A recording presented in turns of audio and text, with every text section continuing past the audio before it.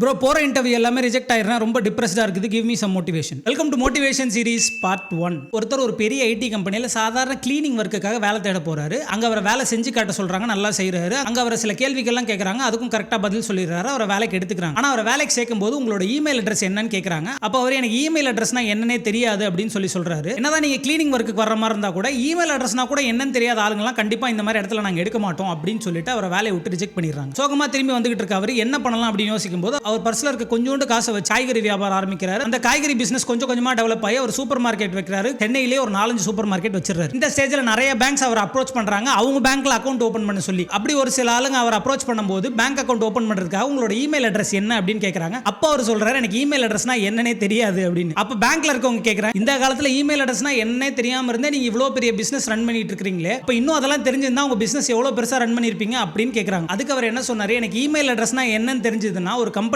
நான் கிளீனிங் வேலை தான் பார்த்துட்டு இருந்திருப்பேன் அப்படின்னு சொன்னார். இப்போ நீங்க ரிஜெக்ட் ஆகிற ஒவ்வொரு இன்டர்வியூவும், நீங்க மிஸ் பண்ற ஒவ்வொரு சான்ஸுமே அடுத்து உங்களுக்கு இதை விட பெரிய ஆப்பர்ச்சுனிட்டி அது கேட்ஸ் ஓபன் பண்ணுது அப்படின்னு அர்த்தம்.